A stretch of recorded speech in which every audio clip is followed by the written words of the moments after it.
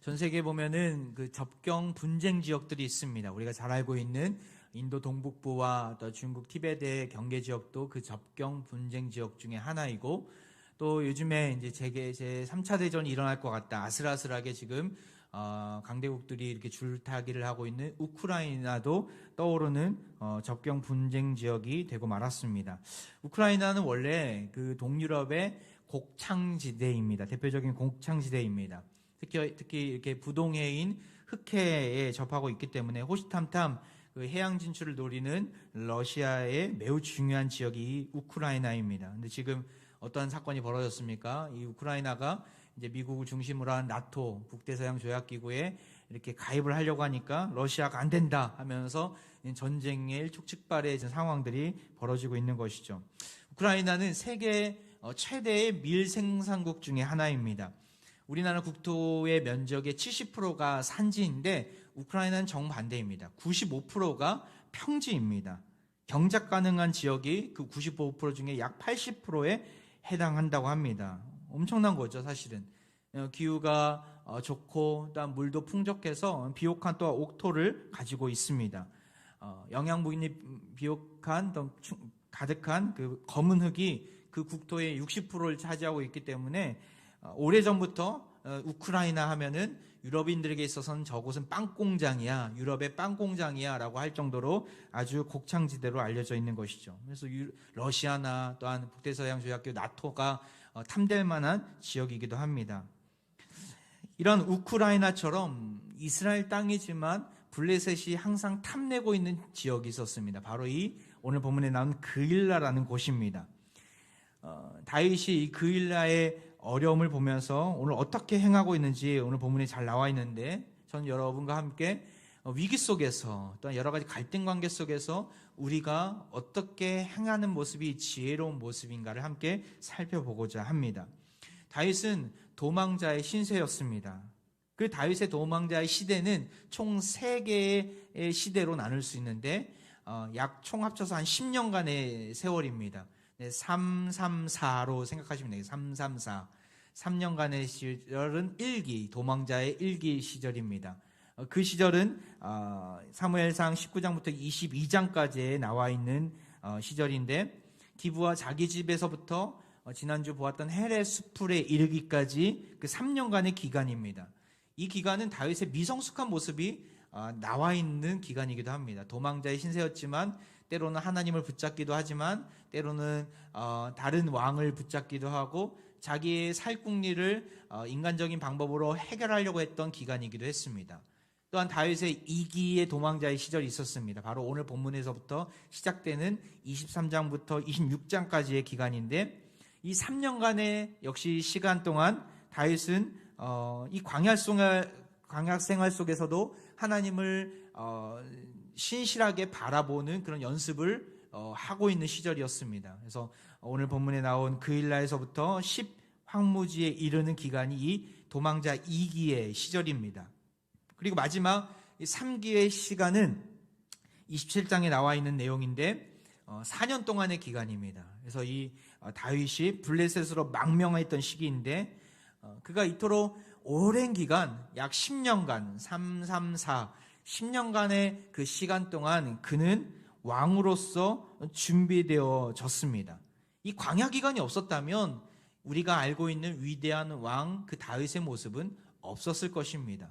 광야가 있었기 때문에 그 10년간의 시간 동안 하나님께서 그를 훈련시키시고 그는 갈고 닦아서 그 하나님을 향한 그 열정이 더욱더 뜨거워지는 시간을 가졌기 때문에 위대한 왕으로 설 수 있었던 것이죠. 오늘 이 본문에 보면 이 다윗의 그 도망자 2기의 시간이 이제 펼쳐지게 되는데, 그가 도망자로 살아갈 때 그는 오늘 본문에서 이스라엘 백성들의 소식을 듣게 됩니다. 바로 그일라 백성들의 고난에 대한 소식이었죠. 한번 볼까요? 1절 말씀. 사람들이 다윗에게 전하여 이르되 보소서, 블레셋 사람이 그일라를 쳐서 그 타작마당을 탈취하더이다 하니. 다윗은 지금 헤레스풀에 숨어있는 도망자의 신세입니다. 근데 무슨 소식을 듣게 됩니까? 블레셋 사람들이 그일라 성읍을 탈취했다라는 거예요. 그곳에 있는 타작마당을 탈취했다라는 것이죠. 그일라, 앞서 말씀드렸듯이 이 분쟁 접경 지역입니다. 접경 분쟁 지역이 그일라. 그것은 어디에 있습니까? 한번 지도를 볼까요? 아둘람 굴, 우리가 지난 설교 시간에 보았던 아둘람 굴에서 약 한 5km 정도 아래의 남쪽에 있는 지역이 이 그일라 성읍이었습니다. 이 그일라 지역은 가드와 너무나 가까운 지역에서, 가드는 어떠한 나라라고 말씀드렸습니까? 블레셋 나라 중에 한 성읍이 가드 아닙니까? 그래서 가드에서 또한 블레셋 그 군사들이 항상 그일라를 노렸습니다. 왜냐하면 그일라는 타작마당이 있었기 때문에. 그럼 타작마당이 무슨 일을 하는 곳입니까? 바로 곡식을 거두오면 알곡과 쭉쟁이를 분리하는 곳이 이 타작마당입니다. 다시 말해서 그 인근에 있던 많은 그 농부들이 곡식을 들고 와서 그일라 그 성읍에서 타작마당에서 곡식을 분리했던 것이죠. 전쟁에서 식량 확보를 위해서 매우 중요한 요충지가 이 그일라였다라는 거예요. 이 그일라는 지금도 있지만 그 높은 지역이 있었습니다. 다시 한번 사진을 보면 이렇게 높은 지역에 그일라 성읍이 있었습니다. 왜냐하면 알곡과 쭉쟁이를 분리하려면 바람이 불어야 되기 때문에 그 높은 지역에서 그것을 걸러냈던 것이죠. 블레셋은 자신들의 경계 지역과 가깝고 그리고 곡식이 풍성했던 이 그일라를 항상 노리고 있었던 것입니다. 그리고 때가 되었을 때 그것을 탈취해서 일석이조의 효과, 다시 말해서 땅을 차지하고 타작마당을 차지하는 일석이조의 효과를 보고자 했던 것입니다. 그래서 수시로 괴롭힘을 당하고 수시로 블레셋의 침입을 당했던 지역이 바로 그일라 지역이었습니다. 사울은 이런 백성들의 고통과 또한 여러 가지 고난에 그것을 귀 기울여 듣지 않았어요. 자신의 탐욕과 증오에 눈이 멀어서 다윗을 죽이는 것에만 혈안이 되어 있었던 것이죠. 지금 이 분쟁 지역에서 전쟁이 나서 그일라 주민들이 하루하루 먹고 살기 너무나 힘든 상황이고 이웃 나라부터 괴롭힘을 당하고 있는 상황인데 전혀 관심이 없었던 것입니다. 그래서 아버지가 있지만 아버지를 아버지라 부르지 못하는 이 그일라 백성들이 누구를 찾아간 것입니까? 바로 다윗을 향해서 그 소식을 전해준 것입니다. 다윗은 모른 채 하지 않았습니다. 이 소식을 듣고 어떻게 행하게 됩니까? 2절 말씀이죠. 이에 다윗이 여호와께 묻자와 이르되 내가 가서 이 블레셋 사람들을 치리이까? 여호와께서 다윗에게 이르시되 가서 블레셋 사람들을 치고 그일라를 구원하라 하시니. 그가 먼저 한 일이 무엇입니까? 백성들의 고통을 들었을 때 바로 그곳으로 달려가지 않았어요. 아니면 사울처럼 나 몰라라 하지도 않았어요. 어떻게 행하게 됩니까? 여호와께 묻자와 이르되 하나님께 물었다라는 것이죠. 하나님의 뜻을 알고자 했던 것입니다. 그가 기도를 하면서 하나님의 뜻을 알았는지, 아니면 어떤 환상이나 꿈을 통해서 하나님의 뜻을 알았는지, 아니면 제사장 그 아비아달이 지금 같이 있지 않습니까? 아비아달을 불러서 당신이 가지고 있는 우림과 둠밈을 통해서 제비뽑기를 통해서 하나님의 뜻을 알았는지 알 수는 없지만 중요한 것은 그는 하나님의 뜻에 우선순위를 두고 하나님께 물었다라는 거예요. 여러분, 해결해야 될 문제가 있습니까? 우리 가운데 어떤 문제로 인해서, 어떤 위기로 인해서 정말 우리가 머리가 아프고 잠도 오지 않는 형편에 계십니까? 우리는 가장 먼저 무엇을 해야 합니까? 어떤 사람들은 그 문제를 두고 이걸 어떻게 해결해야지 하면서 인터넷 검색창에 내 땡땡에 찾아보면 모든 걸 다 알 수 있을 거야, 이거는 만물 박사야 하면서 거기에 먼저 물어보는 사람이 있습니다. 또 어떤 사람은 내가 속한 단톡방에 가면 모든 것이 다 있어 하면서 거기에 도움을 요청하기도 합니다. 어떤 사람은 내가 가진 여러 그런 재산 또한 물질이 많으니까 묻지 않고 나는 해결할 수 있어, 돈이면 다 돼 라고 생각하는 분도 있고, 또 어떤 분들은 점장이를 찾아가면, 용하다고 하는 점장이를 찾아가면 내가 지금 골치 아픈 이 문제를 해결해 줄 수 있을 거야 라고 생각하면서 점장이를 찾아가는 사람들이 있습니다. 우리 믿는 자라면 우리가 문제를 들고 누구한테 나가야 된다는 거예요. 다윗을 보면 알 수 있죠. 누구한테 나가야 합니까? 바로 하나님께 물어야 합니다. 하나님이 우리의 문제를 해결해 주실 수 있기 때문에. 말씀을 통해 하나님은 알려주십니다. 물론 당시처럼 무슨 꿈과 환상을 통해서 어떤 제비뽑기를 통해서 우리에게 알려주시는 것이 아니라 우리에겐 지금 무엇이 가지고 있습니까? 당시에도 없었던 이 말씀을 가지고 있지 않습니까? 성경 말씀. 하나님의 말씀을 하나님은 우리의 손에 쥐어주셨어요. 구약시대는 모세 오경만 있고 또한 성경이 완성되지 않았기 때문에 꿈이나 환상, 여러 신령한 일들, 또한 우림과 둠밈을 통해서 제비뽑기를 통해서 하나님 뜻을 간접적으로 때는 직접적으로 보여주셨지만 지금은 다릅니다. 지금은 우리가 하나님의 말씀이 완성된 시기를 살아가고 있어요. 은혜의 시대죠. 성령의 시대예요. 우리 각자 성령의 내주하심을 우리는 경험하고 있고 그 성령 하나님이 지식과 지혜의 영이기 때문에 우리가 하나님 말씀을 볼 때 그것을 깨달을 수 있는 능력을 주세요. 여러분 믿으십니까? 하나님 말씀을 우리 손에 쥐어주신 이유는 하나님께서 이미 성령님을 보내오셨기 때문에 하나님 말씀을 보고 분별하여서 주님의 뜻을 알 수 있도록 해주셨다는 거예요. 이 놀라운 특권과 능력을 우리는 소유하고 있는 자들입니다. 그래도 잘 모르겠다면 눈을 열어달라고 기도하시고 또한 그래도 잘 모르겠다면 정말 우리 주위에 신앙의 연륜이 있는 분들이 참 많이 계세요. 장로님들, 우리 권사님들, 집사님들, 또한 우리 가장총무님들, 신앙의 선배님들께 아니면 목사님들께 찾아서 물어보시고 하나님 뜻이 어디에 있는지 함께 고민하고 또 함께 기도하기를 원합니다.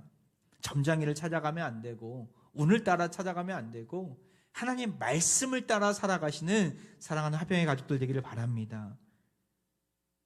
사람들은 다시 다윗에게 옵니다. 다윗이 지금 이제 그일라로 가라는 하나님의 명령을 받고 준비를 하고 있는 찰나에 사람들이 와서 뭐라고 이야기합니까? 3절이죠. 다윗의 사람들이 그에게 이르되 보소서 우리가 유다에 있기도 두렵거든 하물며 그일라에 가서 블레셋 사람들의 군대를 치는 일이니까 한지라. 그들은 유다에 가는 게 너무나 두렵다라는 거예요. 왜 두려웠을까요? 사울은 호시탐탐 다윗을 죽이려고 일행을 풀고 또한 그 다윗을 노리고 있었기 때문에 그러하죠. 그래서 지금 이 같이 있었던 사람들이 당신이 또한 우리가 그 유다 땅에 다시 들어가면 또한 모든 사람들에게 노출되면 정말 우리는 위험을 당할 수 있다. 그런데 우리 코가 이 석잔 상황인데 왜 우리를 또한 당신이 들어가려고 하냐. 지금 다윗을 이해 못하겠다라는 식으로 유다에 있기도 두렵건대 하물며 그일라로 가서 그 치는 일이 군대를 치는 일이 마땅한 일입니까? 라고 항변하는 내용이 나오는 것이죠. 다시 말해서 다윗 당신은 상황 파악 못합니다. 지금 이 위험한 상황을 왜 그 불구덩이에 들어가는 것입니까? 라고 하며 다윗을 나무라는 것입니다. 다윗은 마음이 힘들었을 것 같아요. 자기를 따르는 사람들이 그런 얘기를 하니까 너무나 많이 힘들었을 것 같아요. 사람들 말에 낙심하면서 내가 괜한 이야기를 했구나. 그냥 가만히 있을 걸. 자신의 처지를 비관하고 또한 낙심하면서 자책하면서 있지 않습니다. 다윗은 또다시 무슨 일을 합니까? 사무엘상 4절 말씀이 23장 4절 같이 한번 읽어볼까요? 시작. 다윗이 여호와께 다시 묻자온대 여호와께서 대답하여 이르시되 일어나 그일라로 내려가라. 내가 블레셋 사람들을 내 손에 넘기리라 하신지라. 여호와께 다시 묻자온대. 여호와께 다시 묻자온대. 하나님께 또다시 물어봤다라는 거예요. 여러분 다윗의 위대함은 여기서 드러납니다.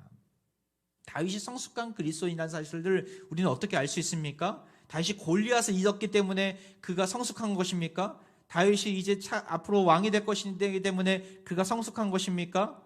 아니에요. 그가 성숙한 이유는 하나님께 끊임없이 물었다라는 거예요. 여기 여호와께 다시 묻자온데 한글 성경에는 나와 있지 않은 단어가 원어상에는 하나가 나와 있습니다. 바로 부사인 여전히라는 단어입니다. 여전히 여호와께 다시 묻자온대라는 거예요.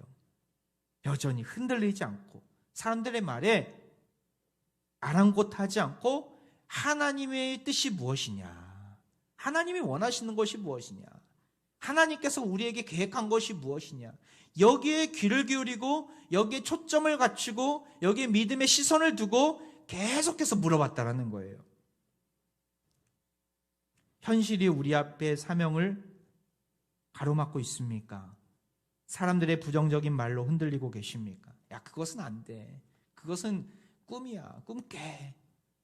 네가 하나님의 뜻을 잘못 생각한 거야. 혹시 그런 이야기를 듣는다면 낙심하지 마시고 자책하지 마시고, 근데 괜한 말을 했나? 가야만 있을 걸. 이런 생각하지 마시고 하나님의 뜻이 분명하다면 다시 물어보시길 바랍니다. 하나님께 다시금 확인하시길 바랍니다. 암울한 현실 속에서 좌절할 필요는 없습니다. 내가 하는 이야기에 반박하거나 또한 반대하는 사람들과 씨름하면서 힘을 뺄 필요가 없어요. 하나님께 들고 가면 됩니다. 하나님께 다시 물어보면 돼요. 그러할 때 하나님의 때에 왜 그러한 명령을 하셨는지 하나님은 알게 하실 것입니다. 다윗은 하나님께 다시 여쭈었어요. 하나님께 다시 물은 것이죠. 그러할 때 하나님께 다시 묻고 하나님의 말씀대로 그 우선순위를 두고 나아갈 때 어떤 일이 벌어집니까? 5절 말씀. 다윗과 그의 사람들이 크일라로 내려가서 블레셋 사람들과 싸워 그들을 크게 쳐서 죽이고 그들의 가축을 끌어오니라. 다윗이 이와 같이 크일라 주민을 구원하니라. 하나님의 약속대로 놀라운 승리를 맛보게 됩니다. 크일라 주민들 고통 중에 또한 핍박 중에 여러 가지 어려움 중에 있던 그 백성들을 구원하게 된 것이죠. 다윗의 이런 믿음 있는 행동은 그일라 백성들을 살리는 은혜를 누리게 하는 계기가 됐다는 것입니다. 그럼 착각하지 마세요. 다윗의 능력이 출중해서 다윗이 용감해서 강한 무기를 가지고 있어서 블레셋 군대를 이긴 것이 아닙니다. 다윗이 말씀대로 다윗은 순종한 것뿐이에요. 그 뒤에 누가 계셨어요? 다시 한번 4절 말씀 볼까요? 하나님이 뭐라고 말씀하십니까? 내가 블레셋 사람들을 네 손에 넘기리라. 여기는 나가 누구입니까? 여호와 하나님이에요. 하나님이 움직이시겠다라는 거예요. 하나님이 다윗의 손에 블레셋 사람들을 넘기시겠다고 분명히 말씀하지 않으셨습니까? 하나님이 승리하신 것이죠. 누구를 통해서요? 다윗을 통해서. 모든 전쟁은 여호와께 속한 것임을 다윗은 알았습니다. 그는 계속적으로 그렇기 때문에 이 전쟁이 하나님의 손에 붙잡힌 전쟁인가, 내가 가서 하나님의 손으로 하나님의 은혜로 이 전쟁을 치를 수 있는 것인가 계속해서 물어본 것입니다. 요즘 새벽마다 나누는 여호수아 말씀 여러분 잘 듣고 계십니까? 또한 큐티하고 계십니까? 큐티집을 통해서 또 우리 지도자들은 그 말씀을 보고 있는데 여호수아에서 계속해서 반복되는 것이 무엇입니까? 바로 전쟁은 여호와께 속한 것이다. 주님의 말씀을 듣고 그 말씀대로 순종하면 반드시 승리하게 될 것이다. 이 공식은 여호수아 시대만 적용되는 공식이 아닙니다. 다윗의 시대에도 적용이 되었고 그 이후의 모든 전쟁에서도 적용이 되었어요. 그리고 지금 치르는 이 땅 가운데 우리가 수없이 많이 치르는 영적인 전쟁 가운데서도 적용되는 원리임을 여러분 기억하시기 바랍니다. 모든 전쟁은 여호와께 속한 것입니다. 그렇기 때문에 우리는 여호와의 말씀에 귀를 기울이고 그 뜻이 분명하다면 그 뜻대로 순종해야 합니다. 제가 요즘에 잘 재미있게 보는 책이 있는데 그 횃불 트리니티의 김용태 교수님이 쓴 남자의 후반전이라는 책이 있습니다. 나중에 우리 40대 이상인 중년 남성들은 꼭 이 책을 한번 읽어보시기 바라는데 누가 저에게 선물을 주셔서 남자의 후반전이라는 책을 잘 읽고 있는데 그 여러 가지 섹션 중에 제목 그 하나가 이런 제목이 있더라고요. 집에서는 어벙해야 사랑받는다. 집에서는 어벙해야 사랑받는다. 성공적인 부부간의 그런 정서적인 관계를 위해서 남편들은 때로는 어벙해야 된다는 거예요. 근데 저는 이 대목을 보면서 정말 많은 공감을 이렇게 경험했습니다. 한번 볼까요? 이 책 한 대목인데 제가 읽어볼게요. 내가 옳아도 상대방의 수용 여부를 보면서 천천히 주장하고 옳지만 주장하지 않고 상대방의 마음을 들어주며 옳지만 상대방의 입장에서는 그럴 수 있음을 인정하는 것이 곧 어벙한 남편이다. 이런 모습이 되지 않으면 남편은 부인과의 관계에서 성공적인 관계를 맺기 어렵다. 다시 말해서 어벙한 남편이 돼야 관계가 성공한다는 거예요. 누구와의? 부인과의 관계가 성공한다는 것이죠. 남편들은 물론 모든 사람은 안 그러겠지만 조금씩 성향이 다르겠지만 대부분의 남자들은 논리적입니다. 계산적이고. 그래서 자기가 계산한 만큼, 자기가 생각한 만큼 되지 않고 또한 그 모습이 흐트러졌을 때 계속해서 잔소리를 하게 되는 거예요. 내가 옳은 게 분명하니까 계속해서 말을 하게 되는 거예요. 그런데 그렇게 하면은 어벙한 남편이 아닙니다. 어벙한 남편은 어떤 남편이어야 돼요? 상대방의 수용, 상대방이 내가 말을 해도 잘 듣고 있나 안 듣고 있나 이걸 보면서 속도 조절을 하라는 거예요. 천천히 주장하라는 거예요. 그리고 상대방의 마음을 들어주는 데에 더 역점을 둬야지 내가 옳은 것을 주장하는 데 역점을 두라는 것이 아닌 것이요. 또한 내가 옳지만 상대방이 그럴 수 있어 라고 그것을 인정할 때에 비로소 관계가 더욱더 성공적인 관계가 된다는 것이죠. 저는 이걸 설교를 준비하고 이 책을 다시금 보면서 참 찔렸습니다. 제가 많이 제 주장을 많이 하거든요. 선을 걷고 그 선에 다다라야 또한 그것이 옳다라고 생각을 하고 제 마음대로 막 주장할 때가 있거든요. 그래서 그 선에 다다르지 못해 계속 잔소리를 하는 저 자신을 보면서 참 마음이 많이 찔리더라고요. 그래서 저한테 이렇게 선언했습니다. 김 목사여, 어벙한 남편이 되시길 바랍니다. 아멘 하면서 설교를 준비했는데, 그리고 모든 남편들이요, 어벙한 남편이 되시길 바랍니다. 그래야 가정의 평화가 임할 줄 믿습니다. 이것은 부부관계뿐만 아니라 하나님과의 관계에서도 마찬가지인 것 같아요. 어떤 상황이 벌어졌을 때 또 하나님께서 나에게 말씀하신 그런 명령이 있을 때 이것을 논리적으로 다 따져가면서 그 명령을 지키려고 하면 지킬 수가 없어요. 그냥 가만히 있어야 돼요. 하나님의 명령을 또 하나님의 사명을 이루는 것은 불가능합니다. 다 따져가면서 인간적인 모든 지혜를 동원해서 하나님의 말씀하신 명령을 지키는 것은 너무나 어려운 일이죠. 그래서 가만히 있게 돼요. 우리가 가만히 있으면 하나님도 가만히 계십니다.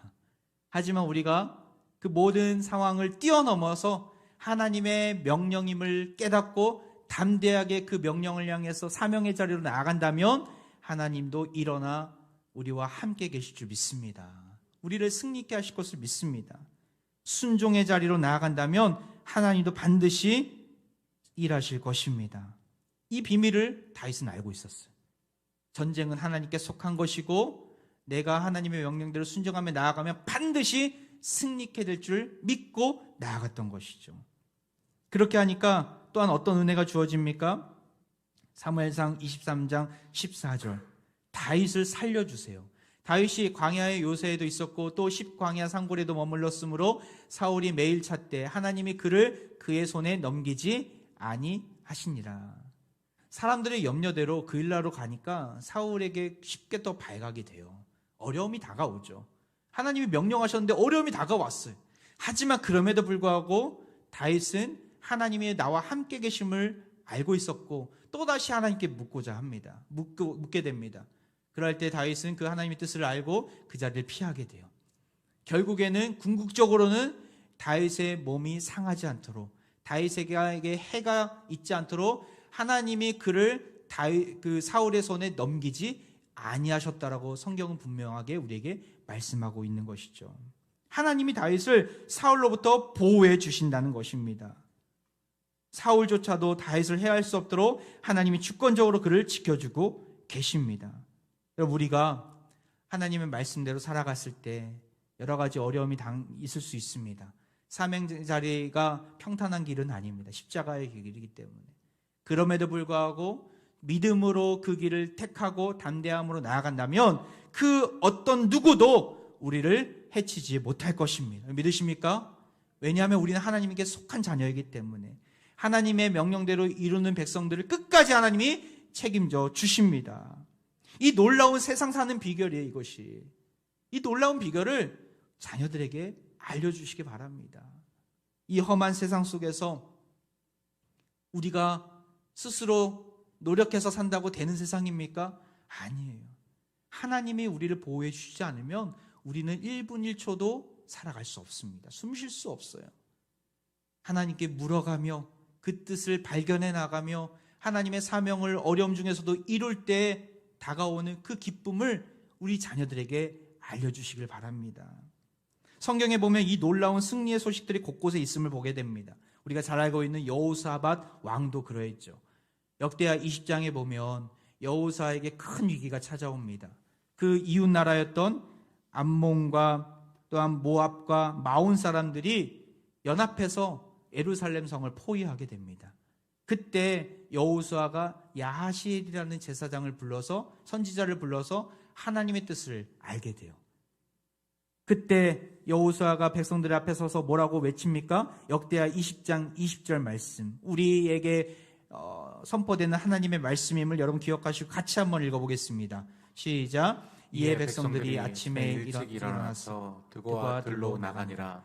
나갈 때 여호사밧이 서서 이르되 유다와 예루살렘 주민들아, 내 말을 들을지어다. 너희는 너희 하나님 여호와를 신뢰하라. 그리하면 견고히 서리라. 그의 선지자들을 신뢰하라. 그리하면 형통하리라 하고. 할렐루야. 여호사밧이 그 위기 속에서 뭐라고 말씀합니까? 하나님을 신뢰하라는 거예요. 비록 우리는 연약하고 또한 그 수없이 많은 군사들이 우리를 포위하고 있지만 하나님이 우리와 함께 계시기 때문에 하나님만을 신뢰하며 나아갈 때에 우리를 하나님이 견고하게 세워주시고 형통케 하신다. 하나님만을 신뢰하라 말씀하며 그는 찬양대를 결성합니다. 그리고 찬양대를 앞세우며 전쟁을 치르게 됩니다. 그때 어떤 일이 일어납니까? 22절. 그 노래와 찬송이 시작될 때에 여호와께서 복병을 두어 유다를 치러 온 암몬 자손과 모압과 세일산 주민들을 치게 하심으로 그들이 패하였으니. 하나님의 노래와 찬송이 선포될 때에 여호와께서 준비하신 복병이 있었어요.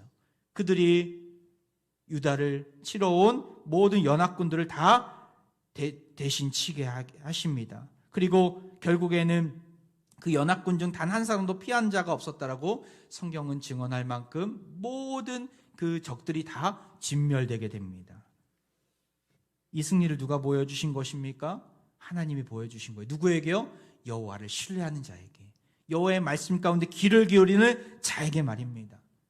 사랑하는 합병가족 여러분, 승리를 원하십니까? 하나님 말씀에 귀를 기울이시기 바랍니다. 주 하나님만을 신뢰하시기 바랍니다. 하나님을 신뢰하고 그의 말씀에 귀를 기울일 때 우리를 구원하시고 우리를 살려주실 줄 믿습니다. 오늘 본문은 사실 누가 진짜 왕이냐를 이야기하는 본문이에요. 사울은 가짜 왕이었어요. 백성들의 안녕과 평화에 관심이 없던 왕이었어요.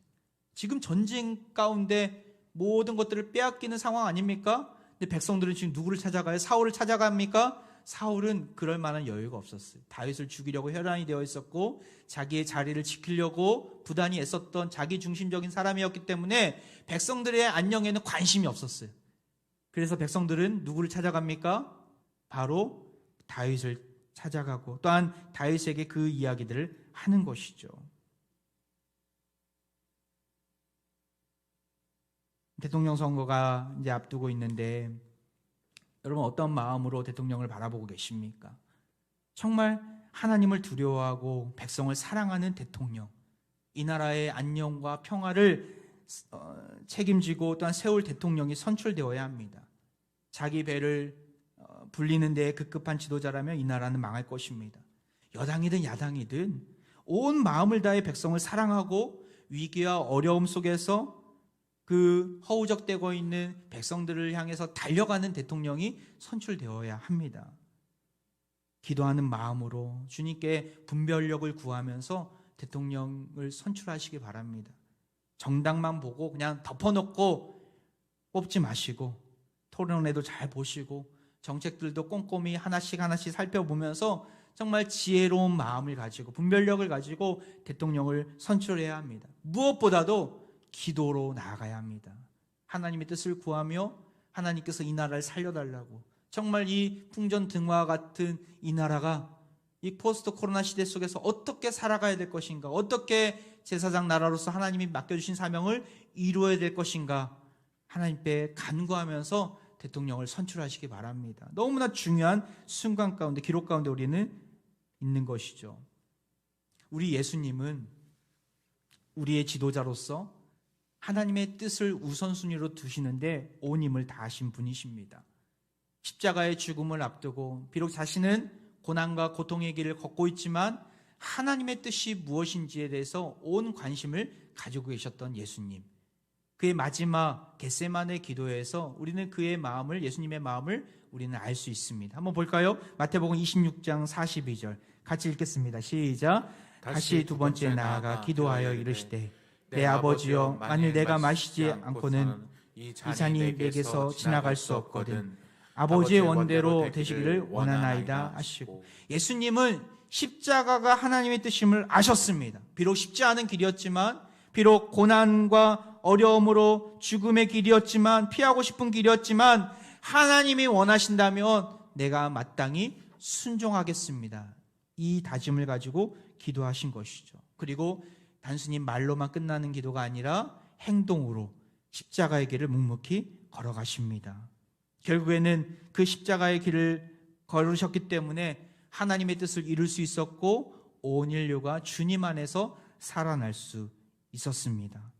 자신이 사는 길이 죽음의 길이 아니라 영혼을 살리는 십자가의 길임을 아셨기 때문에 그 길을 순종할 수 있었습니다.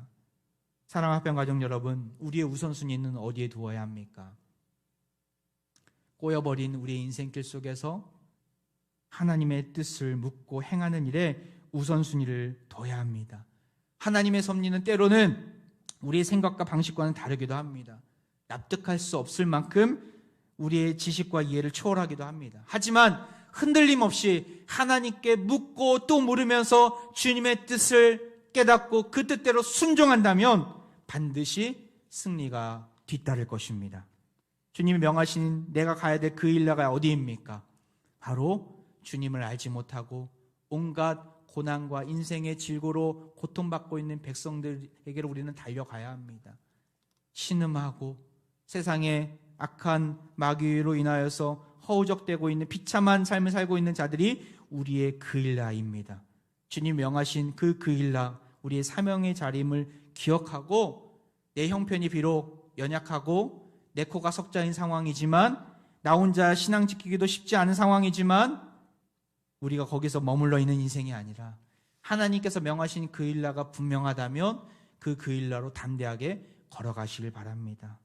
암울한 현실에 연연해 맞지 마시고 나와 우리 가정, 우리 자녀들의 앞날을 이끄시고 보호하시는 하나님만을 신뢰하시고 주님을 알지 못하는 그 일라로 가서 복음 들고 세상 가운데 빛을 비추는 사랑하는 화평의 가족들 되기를 주의 이름으로 축원드립니다.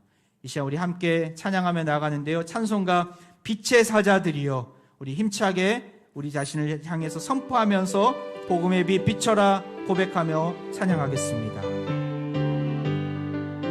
빛의 사자들이여 어서 가서 어둠을 물리치고 주의 진리 모르는 백성에게 복음의 빛 비춰라. 빛의 사자들이여 복음의 빛 비춰라. 죄로워둔 마음 밝게 비춰라. 빛의 박수치면서 찬양합니다. 선한 사역 위하여, 선한 사역 위하여 힘을 내라. 주 함께 하시는데 아멘. 주의 큰 사랑을 전파하며 복음의 빛 비춰라. 빛의 사자들이여 복음의 빛 비춰라. 죄로워둔 밤 밝게 비춰라. 빛의 사자들이여 주님 부탁하신 말, 주님 부탁하신 말 순종하여 이 진리 전파하라. 산을 걷고 물 건너 힘을 다해 복음의 빛 비춰라. 빛의 사자들이여 복음의 빛 비춰라. 죄로워둔 밤 밝게 비춰라. 우리 찬양 다시 한번 찬양합니다. 주님 부탁하신 말, 주님 부탁하신 말 순종하여 이 진리 전